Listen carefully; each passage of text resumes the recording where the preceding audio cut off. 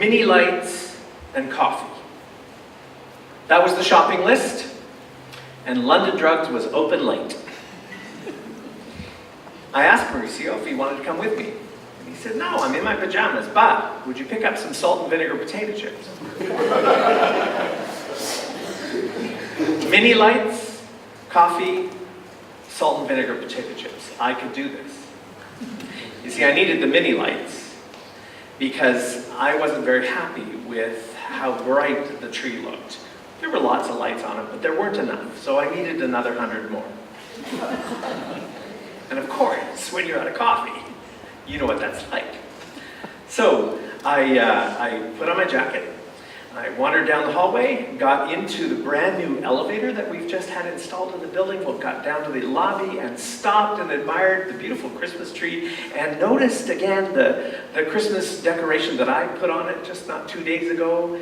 And I made my way out the door and wandered up the street. And as I was walking by the tattoo parlor with the bright white Christmas tree festooned with bright white mini lights, I thought, how lucky am I that I get to do this, that I can walk over to London Drugs and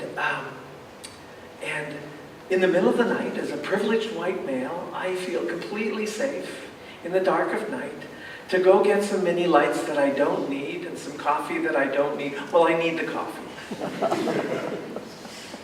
And I think, how blessed am I? How is it that God is shining on my life?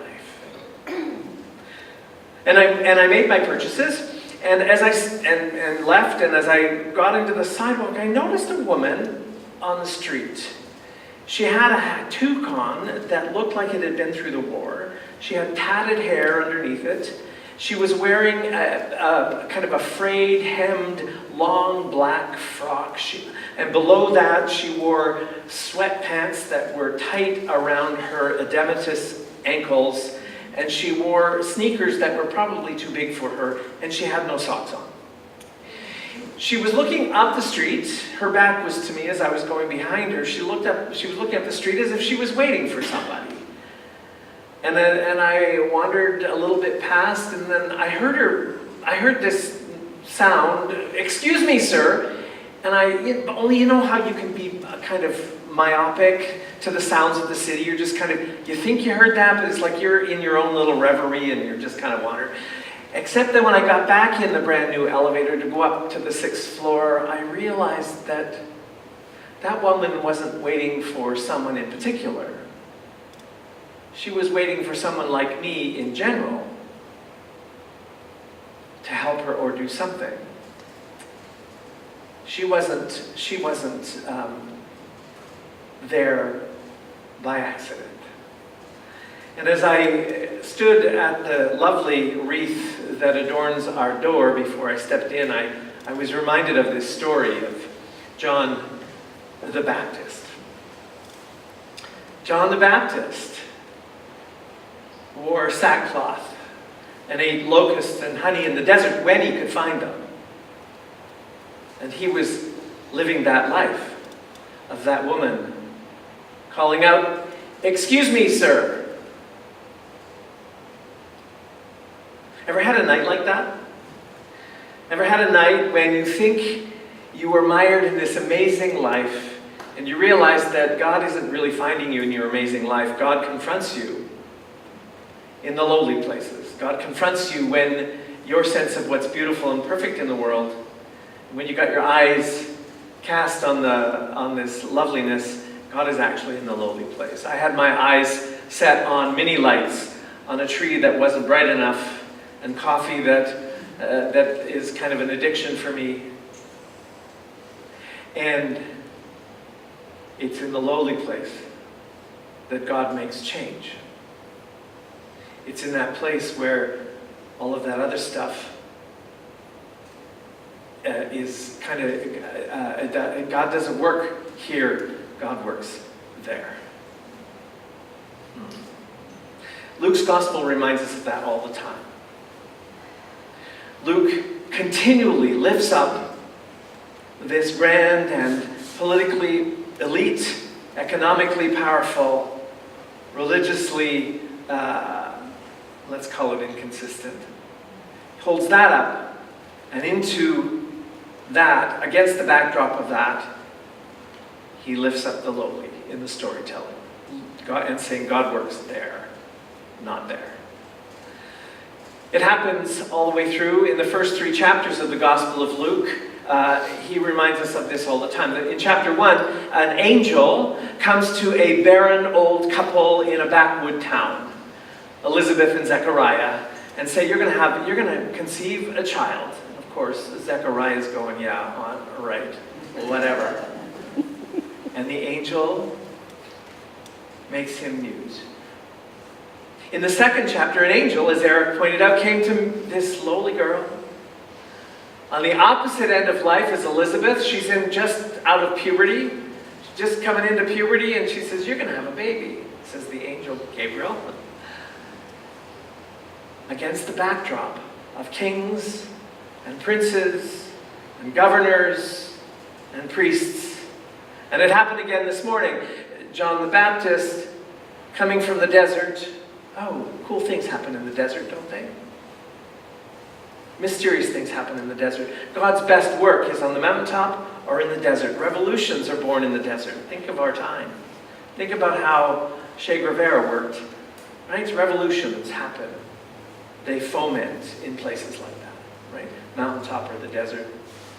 Against the backdrop of all those princes and names you can't pronounce in the Bible. Right? All those kings and governors. Against that backdrop, John the Baptist comes preaching. So the first 3 chapters are all about creating this juxtaposition. Let's go into the John the Baptist story just a little closer. The first is that John the Baptist is poor. He's absolutely poor. He's wearing sackcloth, and he's come out of the desert calling people. Luke is linking John the Baptist to his Jewish history. He's baptizing at the Jordan River, likely at the place where the Israelites crossed into the Promised Land. So there's a link to history. And John the Baptist is preaching a gospel or a baptism for the repentance of sins. Remember that? The word is metanoia. The Greek word is metanoia. And we've translated that word into repentance. But repentance, turn your life back, turn away from, change. But metanoia is not just a personal change. It's not just about becoming a nicer person or a more humble person or a person that people will like. The change that Luke refers to, the change that John the Baptist calls us to, is metanoia. If our personal change doesn't have global consequences, if our baptism doesn't change the world that we find ourselves, then our baptism is irrelevant, actually. Our baptism, and that's what John is calling us to. In the change that he calls us to, it has consequences, global consequences, into the lowly.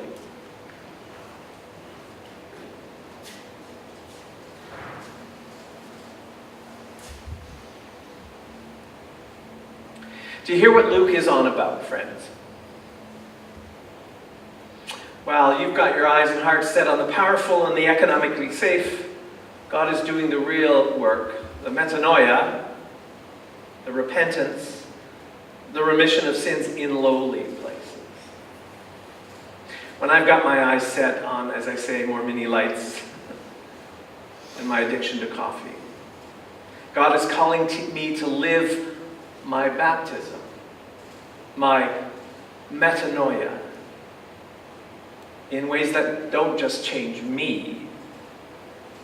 It's change that not only changes me, it's change that moves mountains, that levels valleys, that makes rough places smooth and crooked paths straight.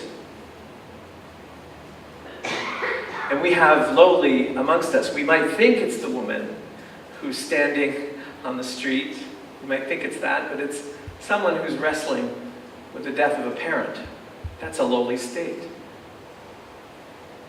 Someone who's remembering the death of a son, that's a lowly state. Someone who's struggling in their job, that's a lowly state. Someone who is wrestling with the addictions of a child, that's a lowly state. Someone who's having a really hard time in school, away from family and friends, that's a lowly state. Against the backdrop of power and economy, the lowly states look really different wherever we find ourselves. I think that if Luke's gospel were to be recorded today, it might sound something like this. When Justin Trudeau was the Premier of Canada and Donald Trump was the President of the United States, and their differences in economic trade disrupted their humanity with each other. When Rachel Notley was the Premier of Alberta and Doug Ford was the Governor of Ontario, and the cry of energy barons crying out for justice while the earth was crying out for healing. There was a woman in a black coat and a tattered hat, wearing sweats and no socks, crying in the streets, "Excuse me, sir."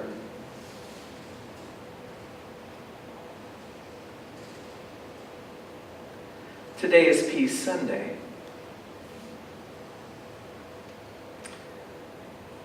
And I'm reminded of the words of Peter Short. He was a moderator of the United Church of Canada. Behind every pair of eyes is a soul at work. There is no peace unless we all live in peace. There is no justice unless we all live in justice. There is no healing unless and until we are all healed.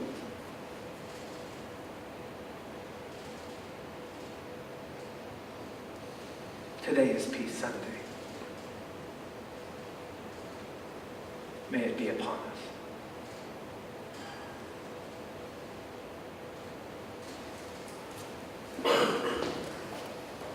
Please pray with me.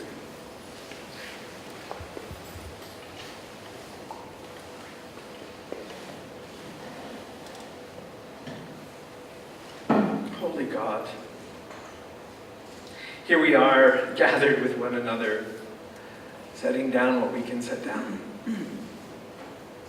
Hearing the stories again, listening to the Baptist on the side of the river call us to change. And here we are, humble as all, putting one foot in front of the other, trying to do the best we can.